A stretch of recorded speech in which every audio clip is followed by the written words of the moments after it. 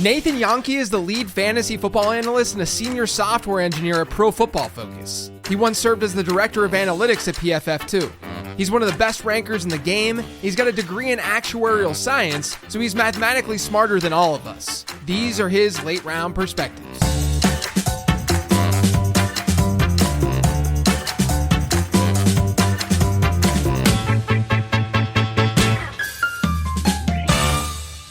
This episode is sponsored by Underdog. Underdog is the easiest place to play fantasy sports, and they give you a ton of different games and contests to choose from each week. If you think drafting is over because the season started, you'd be wrong. You can draft teams over there each week in literal minutes. Right now, if you sign up on Underdog with promo code LATEROUND, you not only get a deposit offer of up to $1,000, but you also get access to my rest of season rankings. Those will be emailed to you once you sign up. But when you sign up, you have to use promo code LATEROUND. Head to UnderdogFantasy.com or download the app to do so. Again, that's promo code LATEROUND. Now back to the show. Yeah, man. So what's the jersey you're wearing today? I know that you're a big. Do you have a big jersey collection?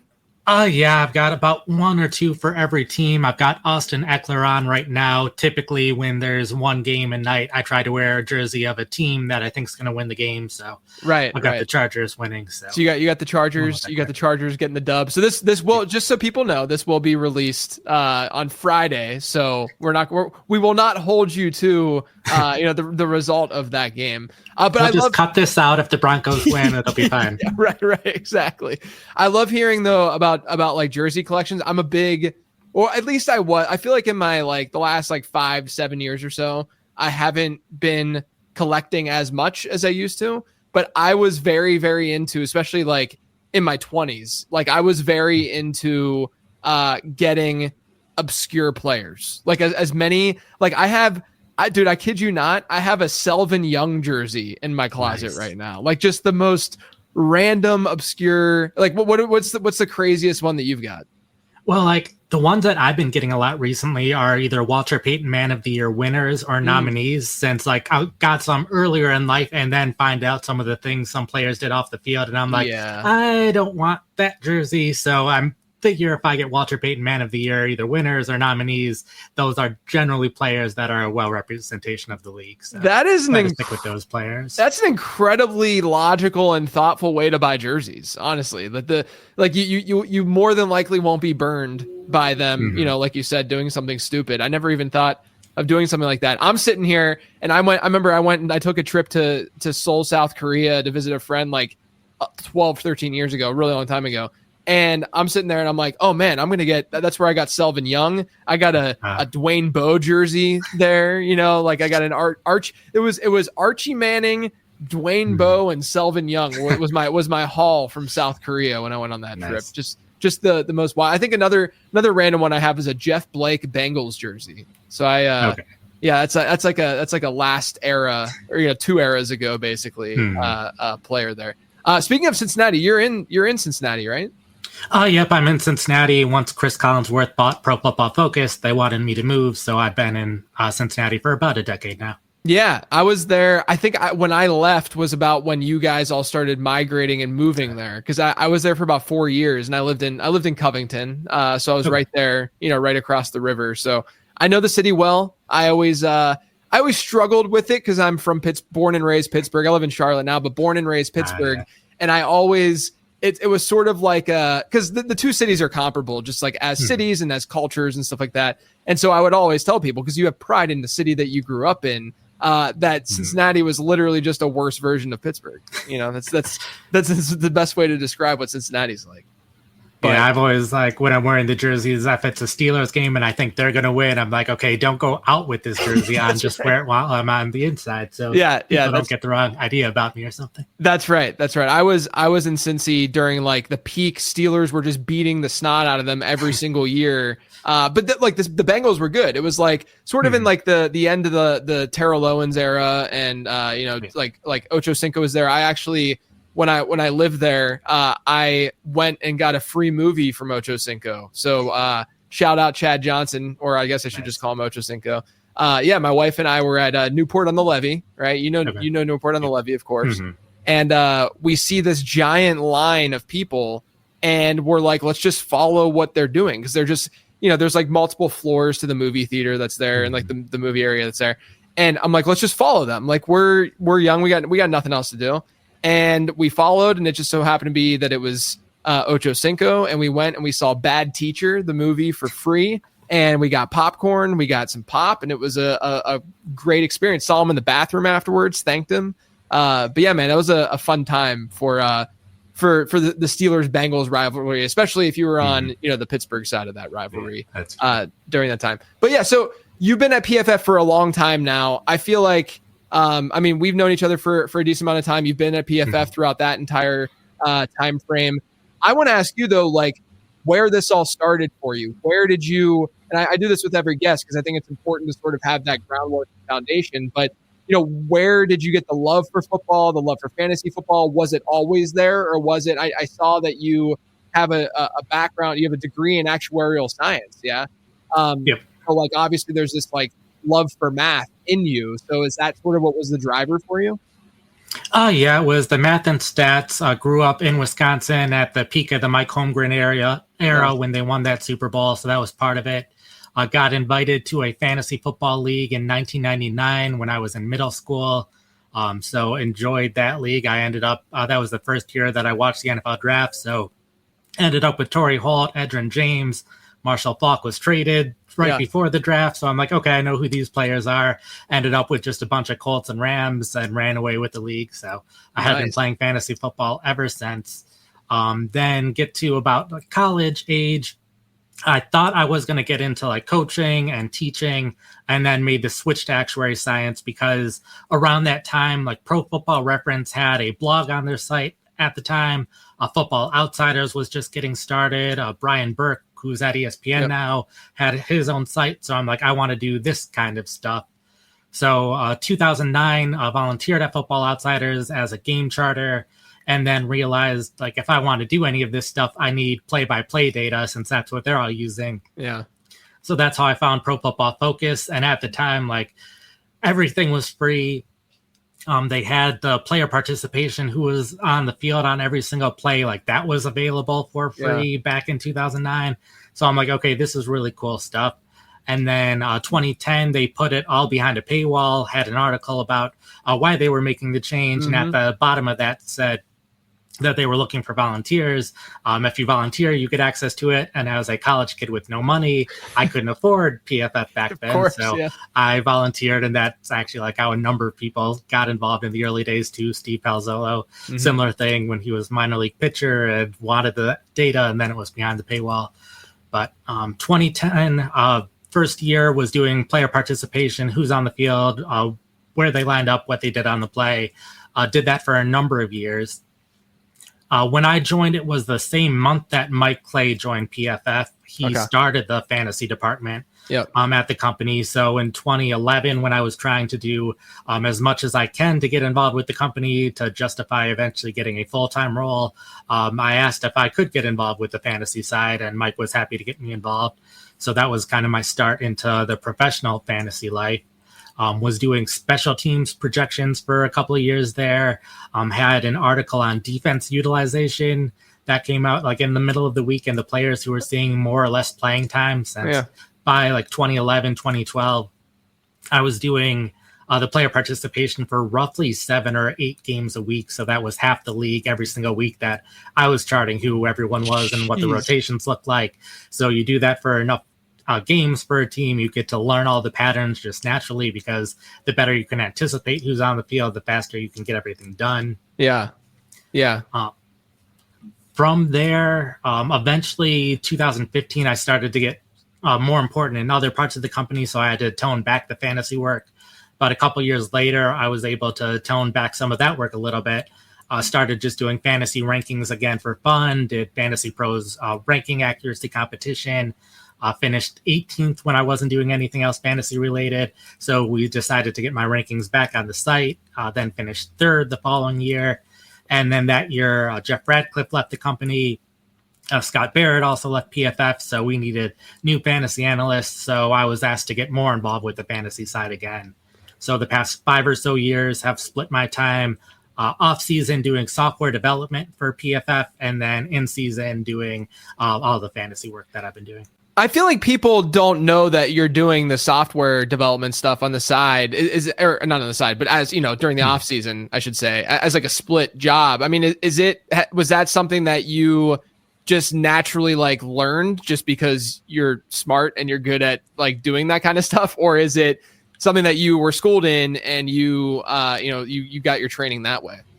Yeah, so like you said, I got my degree in actuary science, so I had a lot of the statistics background. Yeah. And then like part of my time where I was getting more involved with other stuff at PFF that involved starting our research development team. So I needed to be able to like do things with this huge database of data that we had. So I had to learn SQL, I had to learn R and those kind of things in order to best use the data. So I started spending more and more time with our software development team. And that was a whole bunch of people who were trained up in software development, knew not very much about football. I knew all the football knowledge, not as much about software development. So it seemed like a good fit to get me more involved there so that I could do things that it's harder for them to do, whether it's like understanding pass concepts, blitzes, those kind of things where we need this intense definition for what we call something.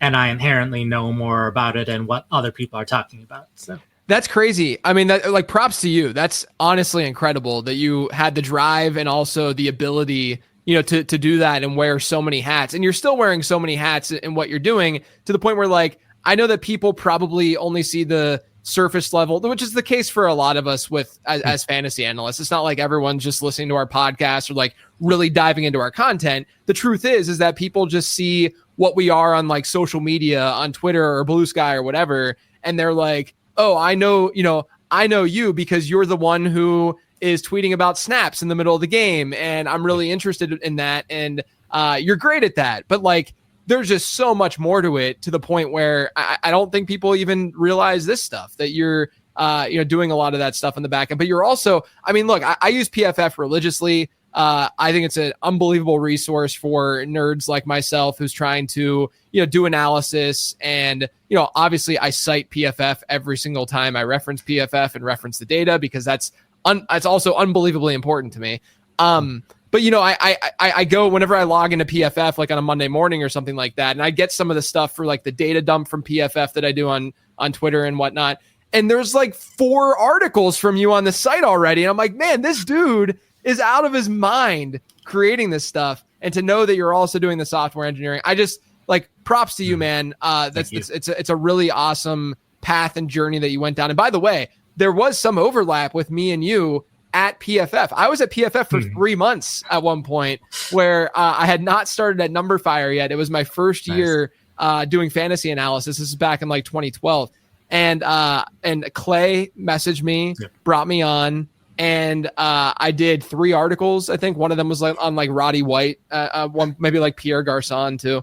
And I did these articles, but then I got a job at Number Fire, so I couldn't be doing the stuff at PFF. But I always like to tell people I worked at PFF. There was like a 3-month period where I was a PFF analyst and writer, and I would have been there with you at that time, which is cool. I'll go track down those articles since I was trying to remember what I was even writing back in like 2011, 2012. I knew I was doing fantasy football stuff for us, but I'm like, what was I actually writing about? Yeah. I mean, I look back and I'm sure you feel the same way, but I look back at my analysis back then and I'm like, this is honestly embarrassing. Like I'm embarrassed for myself, but what people don't realize, like if you go back and listen or even, or read, or if you go back and listen to like old podcasts and stuff, I mean, that's what was available at the time. Like we didn't have not only that, but I think just naturally you get more reps and you just get better at like knowing what to look for and all that kind of stuff. But like we didn't have that much available to really work with. Like target share wasn't even like a thing. We were just looking at raw data, raw targets. Like we weren't thinking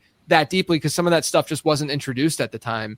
And so, it's always, again, embarrassing going back and looking at that kind of content. But then at the same time, you feel a little bit encouraged in the fact that you're not that bad anymore, or as bad as you used to be. One thing I want to ask you: you've been at PFF for so long now. What do you think has been the biggest benefit of working at PFF? I think it's probably two things. It's the data and the people.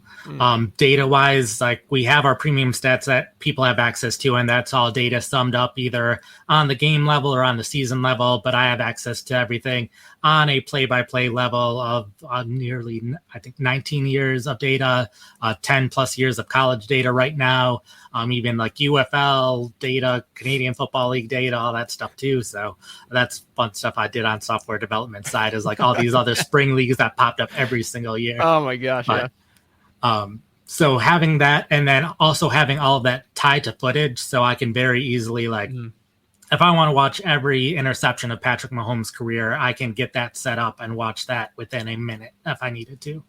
So I can easily do that with the data. So that very much helps me with my analysis, having both access to the data and the film. Yeah. And then just the number of people that have come in and out through PFF throughout my 15 years there, and being able to have worked in so many different departments in terms of data collection, research and development, software development, and fantasy. Like, there are people who worked at PFF Fantasy that I didn't even realize worked at PFF Fantasy at one point. But plenty of people who have gone on and have very successful careers in the fantasy football space.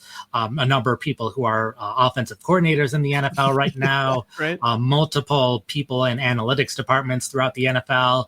A number of people who like worked in the NFL for a number of years and then came back and worked at PFF for like the end of their careers. So guys like Mike Stober, who was the director of football systems for the Jaguars for a decade. Michael Ayers, who was the director of research for both the Vikings and the Packers for like 30 years. So being able to have worked with so many people, and even like people that others haven't heard of, but that have worked more closely with the NFL. So like any question that I have about anything football related, fantasy related, there's been people that I can ask and get expert opinions on right away. Yeah, that's super cool. It's a great resource to have. Another thing I wanted to ask you about PFF is, even I, as someone who doesn't work for PFF, but like just respects the work that you guys do, loves the data suite, all of that. I even get frustrated looking at what people are constantly saying about PFF. So one of the things I want to ask you from your perspective, having been there for so long, what's one of the things that you think that people just seem to misrepresent? I mean, I know people are going to just get tilted and just start screaming on the internet because that's what people do. But what are the things that, like, while they're screaming, they might just not be understanding at all about how PFF works and operates? I guess one of the first things is we don't hate your favorite player. So there's that. When we're collecting data and everything, we have several people who are working on each game. So like there's probably 20 or so people that touch each game at this point in the various data collection processes. So there's not like a consistent, this is the person who works on the Browns game, this is the person that works on the Chargers game. It's all, everyone works on all different stuff. And it's a lot of it's college too, since there's only like the 16 NFL games each week. There's 100 plus college games each week if you go far enough down. So we've got people working on all those levels. So there's no like room for bias for a player, and wouldn't even make sense for us to be biased towards a player, because we sell this to teams, we sell this to other people, we sell this to consumers. Right. If there is a bias in there, people aren't going to buy our stuff. So it doesn't make sense for us to have it. An interesting thing that I saw recently, Andrew Kramer of the Minnesota Star Tribune had an article about a week ago on Brian O'Neill, the Vikings right tackle, and how O'Neill didn't necessarily agree with some of our stuff, but a lot of that was, we are process-based, or we are result-based, and they care more about the process of like, if they mess up their footwork a little bit, but still successfully make their block, we don't care about that stuff. We are still going to grade you positively for making the block, however you do it. I don't care how pretty a pass looks. If you get the pass to where it's supposed to be, we're going to grade that pass positively. Yeah. So we aren't too worried about the technique, where players are concerned about that. So like, it can be understandable that what we view a player as and what a player might view themselves as, it makes sense that those things are different. We're just trying to be better than what's already out there of like simple things like if a pass goes right to a receiver's hands, it bounces off their hands, it's an interception. It's bad for fantasy. It's bad for their expected points, but we can still say, no, that was a good throw. So we are still trying to separate out the players from each other, but it's still results based of if the player did what they were supposed to be doing, regardless of their technique. Yeah, I think that's actually a really important thing that I haven't really thought deeply about. Because, I mean, I've seen players themselves, obviously, just like go out and get angry and say, like, this is stupid. Why is my grade this whenever X, Y, and Z happen? But I would assume that they're going to critique how they performed based on, you know, their craft and just what they know about the game, or what they know about how their body works, right? As opposed to, you know, you talking about more of the result based stuff. But at the same time, like while you guys are grading, is there are there often disconnects between, you know, what a defender, let's say, is supposed to be doing? And this is something that people always bring up, right? Like assignments, right? Like placing blame and stuff like that. Like I've always viewed it, and I'd love to hear your insight on this. I've always viewed it as this is a imperfect science, but it's more perfect than what else is out there in a way. Like you're never going to be 100% accurate with everything, whether you're grinding film or whether you're grading things and you're trying to, I mean, this is essentially just putting numbers to the film, but you know, you're never going to be 100% accurate. This is just the most accurate that you will find based on this insane process that you guys have put together. And so, you know, do you have the playbook and do you know the assignment for this middle linebacker who, you know, bit whatever, you know, do you have that or not? I mean, I understand the critique, but at the same time, I've always viewed it as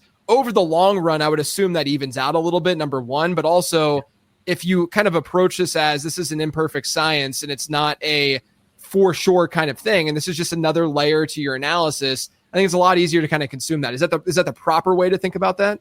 Oh, yeah. Like, I think sometimes with like an offensive line or what the defense is doing, it's pretty obvious what they should be doing based on what everyone else is doing. Since like the whole point of the defense, if you're like doing on a run play, every defender is supposed to cover a certain gap, or if it's two gaps, but they're not going to have two defenders trying to get the same area and one area that no one's supposed to defend. Everyone's supposed to defend somewhere. So as long as it's just one person who's not doing what they're supposed to, you're able to figure out that that's the player who's out of position. Sure. Yeah. There will always be things like with routes, how there's like option routes. I don't know what options you had as a possibility.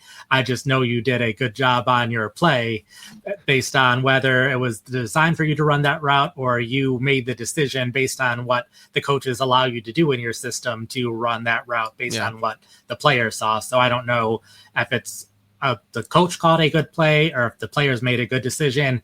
We don't know that level, but that's like when teams are scouting each other, they also don't know that level. Yeah. Like Brian Burke had a good thread on Twitter a couple of days ago, or it might have just been yesterday, of like when people complain about EPA, for example, they're like, EPA is a team stat, but it's like everything else before that is also a team stat. Passing yards is a team stat. Passing touchdowns is a team stat. You need the offensive line to block well in order for the quarterback to throw well, to throw a touchdown. So like, I think when people start thinking of advanced analytics and like the more complex numbers that you might not know exactly how that number is come up with, you start trying to find the imperfections in it and trust the numbers that are easier to understand, but that doesn't necessarily mean the numbers that are easier to understand are the better numbers for evaluation. Yeah, that's a really great point. A great segue into another thing I want to ask you just about like metrics and data and pieces of data that you found, you know, being such a math heavy and mathematical minded person, pieces of data that you found to be, you know, helpful within the fantasy football world that maybe the community doesn't pay enough attention to. But before I sort of get to that, I think it's really important that people understand that when you or I or anyone who is pretty data heavy, and that's going to be a lot of fantasy analysts, because this is a numbers driven game that we're playing at the end of the day, right? Like it matters deeply to at least wrap your head around what these numbers are saying. I think that it needs to be like understood in general that every single metric is going to be team based in some way, to the point of like, a very popular and go-to and predictive metric is yards per route run, which you guys have been measuring for a really long time. But yards per route run at wide receiver, it's predictive, it's good. It gives you a little bit of a different feel than something as ridiculous as yards per target or something like that. I mean, this is a much more real representation of player performance than what you'll find from, yards per reception, which is more of like an ADOT thing than anything else. Right. Mm-hmm. But with yards per route run, you can then take that to the next level and say, okay, how many wide receivers run? Is this wide receiver running in a lot of 11 or 12 personnel, where obviously if they're in 11 personnel, there's going to be more wide receivers that they're competing for targets with, which is going to naturally drive down their total yards. Or if there's bad quarterback play, it's going to obviously impact a player's yardage total. It doesn't mean that the metric itself is bad. It just means that there's always context. There's always a gray area that we need to look at and deal with this stuff. So now, with that being said, I do want to ask you though, are there any metrics that you've dealt with or that you've seen that you think the fantasy community might not be high enough on or understanding enough that it even exists? First, since you brought up yards per route run, I'll mention I was the first one to write about yards per route run in 2011. Well, thank you for your service, because I use it all the time. That's nice. But one thing that I did want to talk about here is preseason utilization, since even though I have that math background, having so many reps of watching every player on every play and learning the patterns of the players, that's how I got into tweeting about snap counts.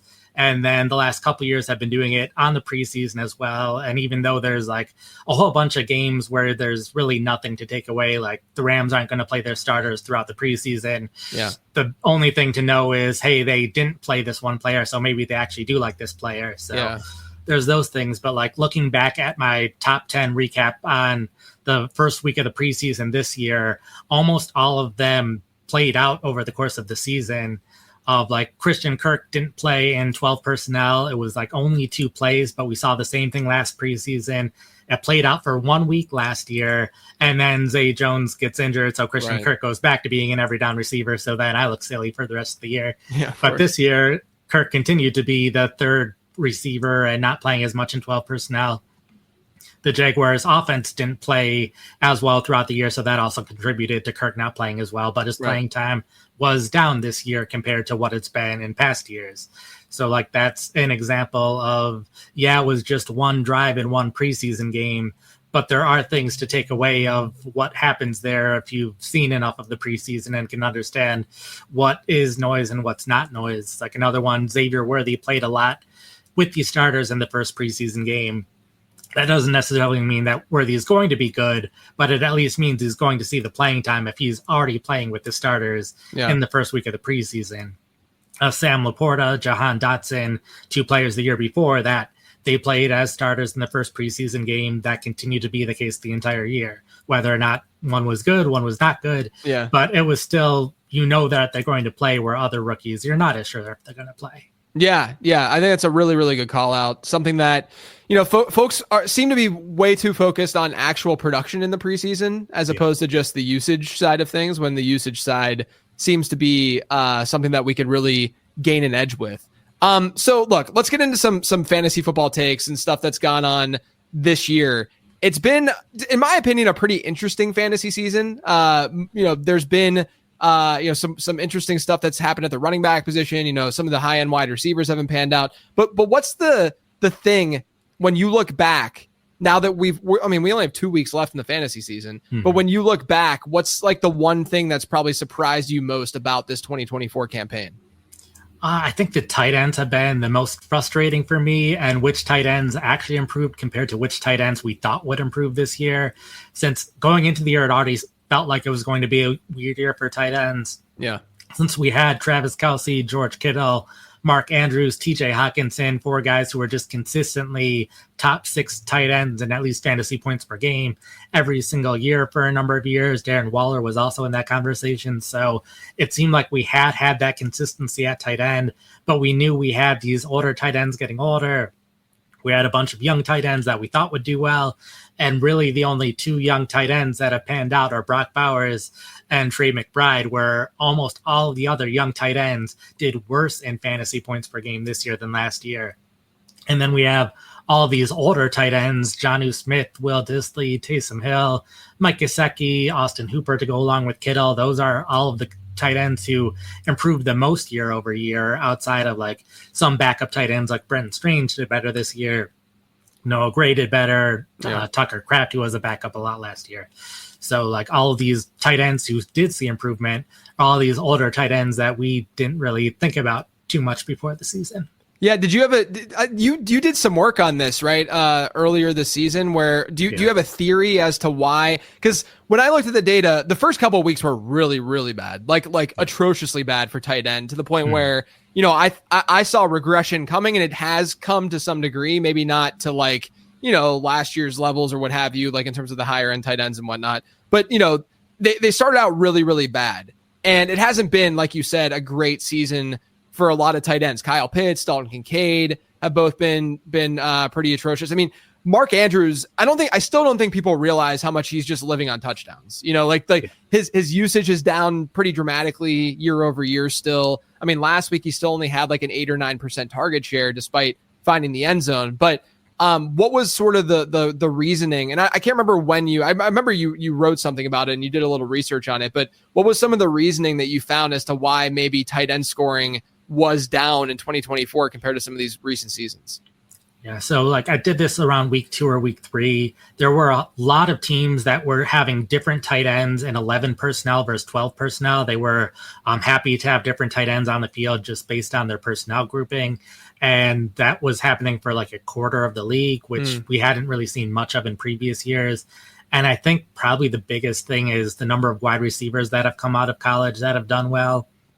I feel like heading into this year and a couple years before this, teams were heading more towards tight ends being this dynamic weapon that you can have kind of a positionless offense where you can confuse defenses and maybe face a base defense with the tight end on the field and take advantage of that in the passing game.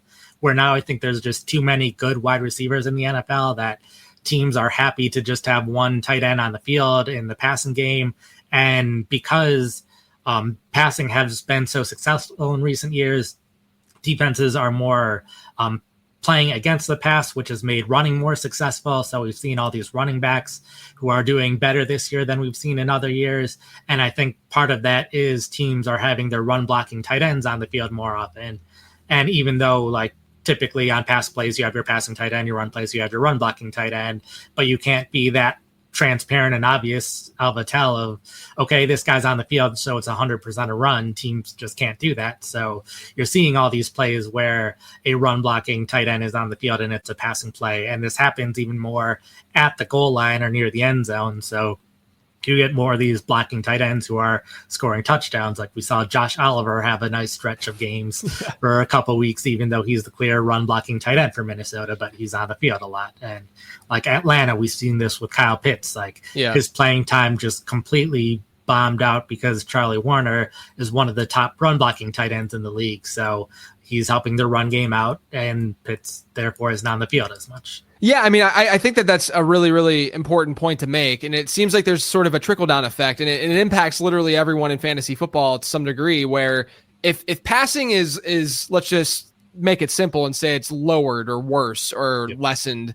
versus previous seasons, you know, if you think about what a tight end is doing on the field, it's usually not like the tight end's not always going to be, and usually not going to be the first read for a quarterback, right? So if a quarterback is number one, not playing as well, probably not progressing as well, you know, through his options, and, you know, maybe just going to his top wideouts instead of opting to that tight end, that's a bad thing. But then if teams are also, to your point, leaning on the run a little bit more, that's been helping these running backs perform better. And running back health obviously has helped a lot this season, you know, until the fantasy playoffs hit. But running back health has been very, very good and fortuitous for, you know, those the good running backs in the league. Yeah. And so because they've stayed healthy and because these teams are leaning on the run a little bit more, that also is having an impact on just the playing time for these pass catching tight ends. So it's sort of like this double, it's just two things that are going on right now that are probably making it just combined, making it a really bad situation where quarterbacks aren't necessarily playing as well, or at least develop like going through the progressions as quickly. And if they're not dropping back as much, they're obviously not going to see as much volume either. When passing attacks, basically what I'm saying is when passing attacks are worse, tight ends are going to be impacted probably more than wide receivers are, just because they're sort of like the secondary options in their offenses to begin with. And if passing touchdowns are lower, touchdowns are driving tight end scoring more than any other position in fantasy, because they're not doing as much from a receiving standpoint in terms of accumulating yards and receptions and stuff. So I think it's a really important note to make. I mean, would you imagine though that next year it's just going to make Brock Bowers and Trey McBride that much more valuable in fantasy football? Oh yeah, I think they're going to pretty well skyrocket in value. Yeah. Like just thinking about 2025 rankings and like 2 or 3 weeks ago, it's like there's no way that I need to talk that much about Brock Bowers over the next year, because everyone's going to have him at tight end 1. Right. There's no debate. Trey McBride's number 2, no debate. Like unless the Raiders somehow find a way to get worse at quarterback over the offseason, which that's not going to happen. So it's like those are the top 2. George Kittle's in that conversation, but George Kittle's again getting a year older, and we've seen like George Kittle, Dallas Goedert have kind of been on the opposite ends of the 49ers wide receivers haven't done as well as we expected. So Kittle has been a bigger part of that offense. And then Dallas Goedert, we saw him have huge weeks when A.J. Brown, Devontae Smith were injured or not doing well. Once everyone's healthy, that's been the nice thing about the Eagles offense in general, is like anytime someone's injured, it's not like the backup's getting a lot more balls. It's those balls are going to the star players more. So that's exactly. Yeah, there hasn't been any Johnny Wilson breakout that's happened this year with all those injuries. Yeah, I mean, I think that I would agree, especially with like a Kittle or something. You know, he's run pretty well in terms of just things that have gone favorably for his situation in fantasy this year, right? You get CMC being out for the first chunk of the season, then he only plays a few games. You have Brandon Ayuk, tearing his ACL. And then there's Deebo Samuel, who I want to ask you about. Deebo, what's going on, man? Like, what's going on with Deebo? I might have to rely on him in a semifinal in Dynasty this week. Please tell me that I'm not going to lose everything because of that. Hopefully he can get some production in there. I think a lot of this is probably just injury related. Like the injury reports over the course of the year, he's been listed with a rib injury, an oblique injury, a wrist injury, a calf injury, and an illness all at various points this season. And like we know, teams aren't always reporting everything on the injury report. So as long he hasn't been on there for the past couple weeks, but I would not be at all surprised if he is dealing with one or more of those things. It doesn't, like looking at the film, it doesn't look like he is quite the same player he was. And I think almost out of any wide receiver in the league, Deebo Samuel's the one who, like, if you looked at his avoided tackle rate, was leagues better than all the other wide receivers. So if any wide receiver needs to be athletic to make moves, to make big plays, it's Deebo Samuel. So if he's not 100%, he can't do the things that make him great. So I think that's probably been the biggest part of him this year. That's a great point. It's not like this is a DeAndre Hopkins type situation where, he's always just kind of used his natural abilities as a route runner and as a wide receiver to be able to separate, and not in his case, not even like massively separate, right? Mm-hmm. Whereas Deebo needs that body and needs it to be healthy more than likely in order to really fully be the kind of player that we know that he can be. That's a great point. And I think Kyle Shanahan echoed it too in a press conference this week talking about Deebo, where he's just gone through a lot this season. Yep. And, we don't know. I think this is one of the harder parts of being a fantasy analyst. Not that I'm complaining that we're fantasy analysts, but I do think that it's difficult sometimes to just know exactly how a player is feeling, both physically and mentally. Like there are things that we cannot we just cannot know. Based on, like, of course, there's great people who are doing great injury related analysis now that we can kind of piggyback off of and get information from. But even they are doing at least some guesswork. It's not like they're sitting in team meetings and talking to team doctors to know, exactly what's going on with these players. So I think it might be as simple, like you're saying, as Deebo being, banged up. And that's a big reason why. The Browns offense is now not going to have Jameis Winston. And this is actually the decision. I would love to ask you on the spot. I have, in that same Dynasty League, I have Jerry Jeudy versus Deebo Samuel. And I am scared out of my mind to use Jerry Jeudy for obvious reasons, but are you seeing something different? And I also have Jerome Ford on that team. But are you seeing something different, or are you as nervous as I am about this Browns offense moving forward without Jameis Winston? I'm definitely nervous about them. I did move Jeudy down my rankings by around 10 to 15 spots. So I think I have Jeudy slightly ahead of Samuel right now. Yeah. I think I have Jeudy right around wide receiver 30. It's just like with Thompson Robinson, the 3 games we saw him start last year, he was averaging 140 yards per start, where Winston was averaging 290 yards per start. So that's like ridiculous numbers. If I'm projecting either quarterback as the starter, I'm projecting Thomas Robinson to have more than 140 yards. I'm projecting Winston to have less than 290 yards, but that means a pretty big decrease for Jeudy, at least compared to what we've seen. But at least he's been the clear number 1 wide receiver for a while now. Not even sure if Cedric Tillman will be back this game, so hopefully eventually he gets better from his concussion. But so expect you to be the top receiver. I did think Ford probably moves up a little bit for me, though. Have him right at the borderline of running back 2, running back 3. But Winston, he makes his big plays down the field. He does not check down to the running back very often, where Thompson Robinson, it's a small 3-game sample size that we've seen him as a starter last year, but he was throwing to Ford roughly twice as much as Winston had been throwing to Ford. So I think Ford, along with his increase in snaps that we expect with Nick Chubb out, the increase in carries, which might not be too much considering who they're playing, but and the offenses that they're playing and how many points they'll be putting up. But expect Ford to be at least more involved in the passing game than I was before with Winston. Yeah, I like that call. I wish I knew who had posted it, but someone put it on the Late Round Fantasy Football Discord today, talking about and showing a chart of quarterbacks and how frequently they dump the ball off. Essentially, check down merchants was the phrasing that the person used. I wish I knew who had posted it. I'm sorry for not citing, but there were 2 guys that were in the lower corner of this chart, as in they just don't check down at all. One of them, Anthony Richardson, of course, who has just completely destroyed Jonathan Taylor's fantasy value. And then the other one was Jameis Winston, for the reasons that you were talking about. I mean, I think to some degree personnel is probably playing some role there, but at the same time, we know that Winston has that sort of just down the field mentality, and he has, that to me, like I can't think of a quarterback who has had a bigger perception difference between real life and fantasy. Like Jameis Winston, for the fantasy community is like, oh, why are they doing it?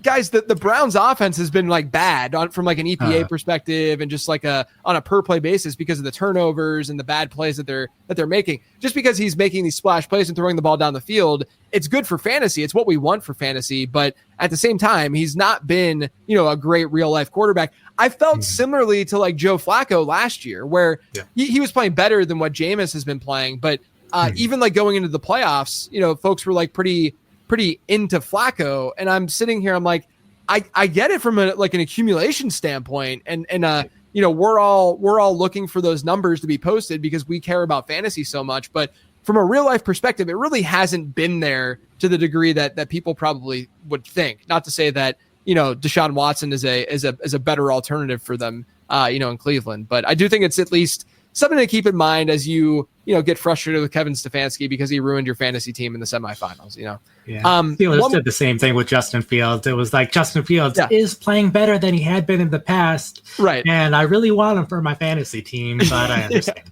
Yeah, right. Exactly. And look, that's what as Mike Tomlin says, that's why he's well compensated, because he knows he knows to make the switch in those instances.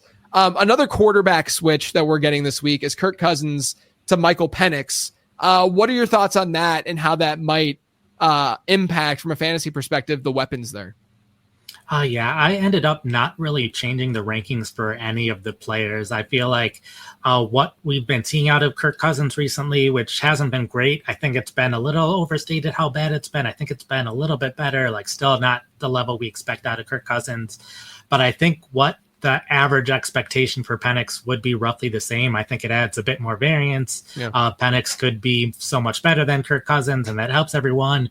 He could be worse, and that hurts the wide receivers. We've seen both situations play out plenty this year, like the Giants benching Daniel Jones. It made everything worse in the offense. They just knew they wanted to move on from Jones, where we've seen other times where a quarterback gets benched, the backup's better. That helps everyone. But I think generally average expectation is roughly the same. Like still trusting Bijan Robinson fine, still starting Drake London, still hopefully not starting Kyle Pitts. And I think an interesting thing with the Falcons, though, is a lot of times when a backup quarterback comes in, there tends to be like this fourth wide receiver on the depth chart who starts doing better, or a second tight end. We saw that play out last week with Mason Rudolph. In the fourth quarter, it was like the backup tight end who started, Josh Wiley, started catching passes. The Falcons don't rotate their players enough for that to happen. Yeah, they keep their 3 wide receivers on the field. Every other team in the league has at least 4 wide receivers with at least 70 routes. The Falcons are the only team that doesn't. Interesting. And the Falcons, similarly, like 29 teams have at least 2 tight ends with 90 routes. Falcons, one of the 3 that don't. And it's clear, here's the receiving tight end, here's the blocking tight ends. So I don't think there is really anyone who's going to see an increase in target because he's on the field. Like maybe there's a chance he got more work with Ray McLeod or something like that during practice, but they use so much 11 personnel that I'd expect Ray McLeod to be playing with the starters throughout practice. So. Yeah.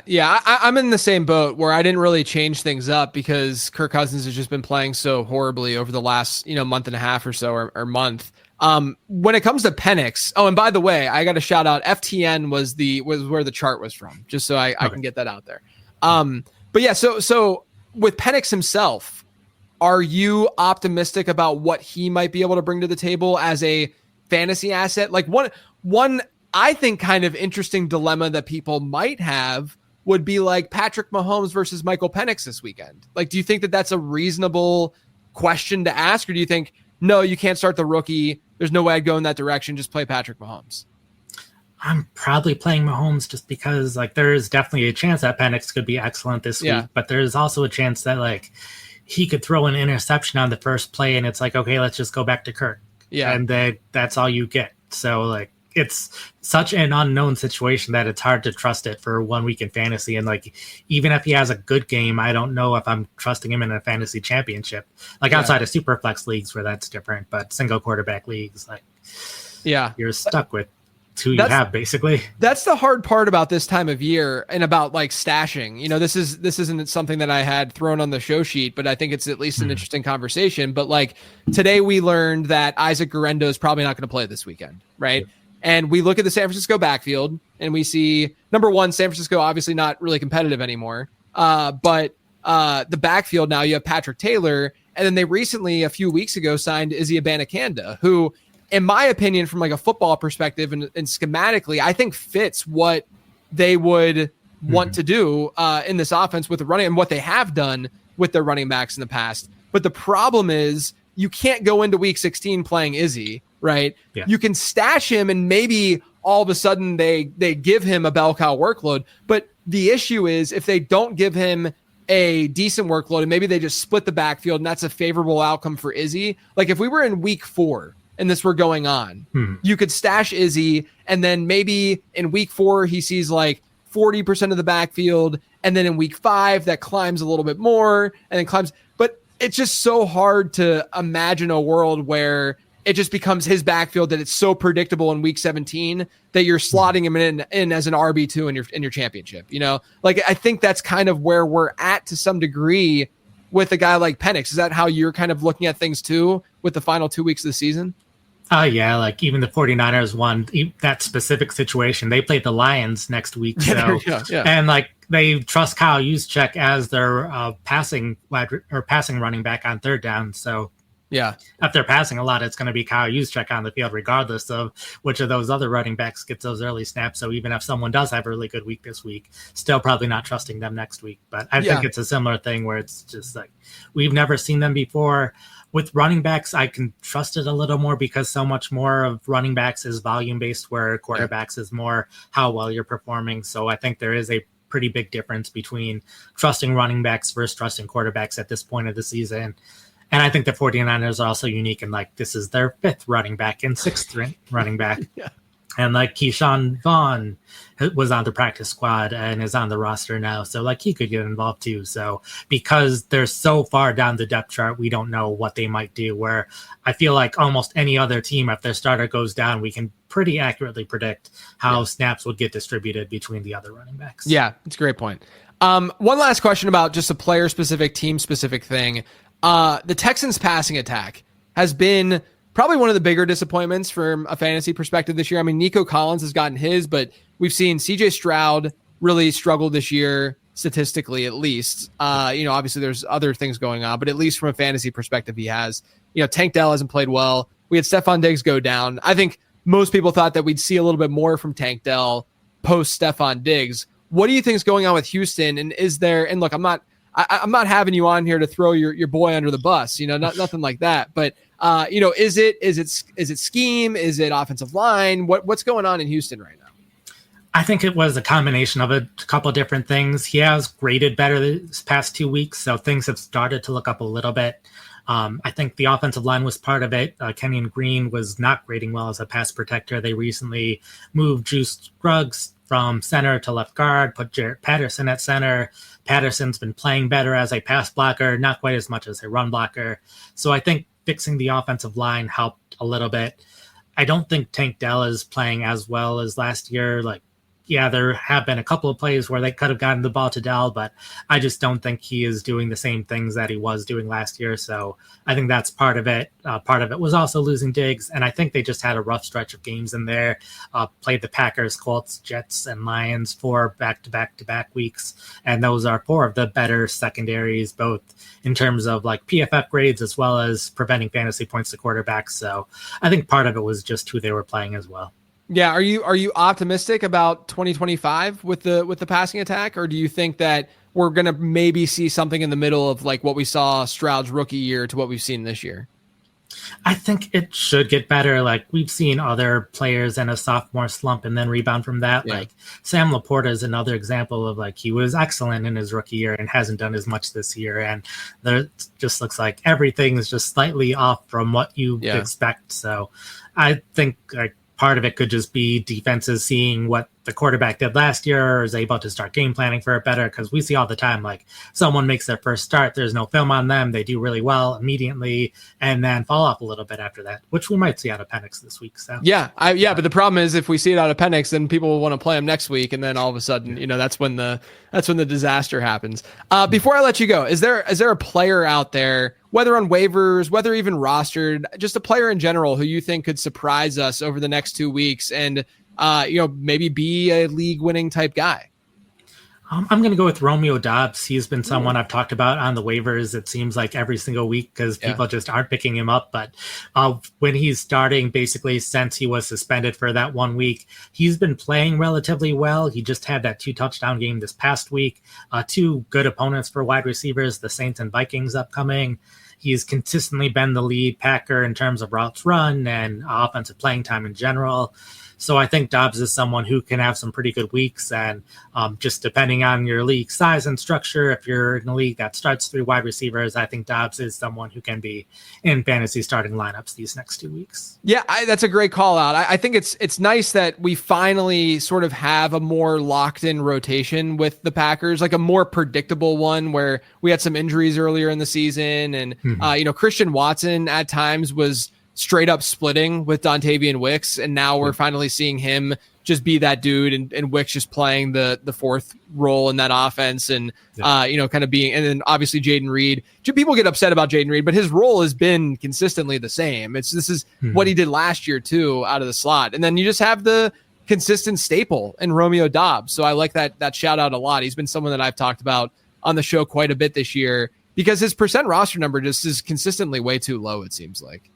Yeah. So like, and just to go back to earlier about preseason data, this is what Jaden Reed did in his first week in his first preseason game. Wrote about it after 2 drives of like, okay, this is how he's going to be used in the Packers offense, and they have not changed it in 2 years. Yeah, I mean, look, he's a dynamic player and amazing with the ball in his hands, probably the most talented wide receiver on that team. But if you're a slot guy and you're not going to be running out, especially since they've gotten more run heavy. Like that's the other thing that's really hurt him is that when you're going to be a run heavy team like that, you're probably not going to run as much 11. And so if that's the case, then you're going to see less Jaden Reed on the field. And we've seen that kind of play out, over the last couple of months. Man, this was great. It was great catching up and talking to you. Thank you so much for joining. Can you let everyone know where they can find you and all your work and what you're working on? Sure. So you can find everything at Pro Football Focus. Social media I'm most active on now is Blue Sky. So at PFF Nate Jahnke there. It's winding down right now in the season. My probably biggest articles are the recap articles that are still going. So while the games are going on, if you're not familiar, I am writing about the games for the night games that go on. The article goes out immediately after the game for Sundays. It's within an hour or two of the game ending since I have to do all of the games. But the recap articles are there. And then upcoming, I know we talked earlier about me switching my role with software development for part of the year. This will be my first off season doing fantasy football full time. Awesome. So I will be writing more articles. We'll be doing more podcasts. We'll have 2025 rankings and dynasty rankings, for example, going out early January. So if you're interested in those kind of things, they'll be up at PFF as well. That's awesome. Are you going to be doing any like prospect type stuff or more so just focused on like the dynasty and redraft stuff of the existing guys? I'll be doing some prospect stuff for sure with all the college data we have. Yeah. An awesome resource. And dude, I mean, you do awesome work as well. One of the hardest working guys in the space. There's no doubt. Definitely check out Nate's work for sure. I'm on Twitter and on Blue Sky at Late Round QB. You guys can check out all my stuff over on lateround.com, of course. And as always, for the last time, because this is the last Late Round Perspectives episode of the fantasy season of the schedule next week, thanks for tuning in.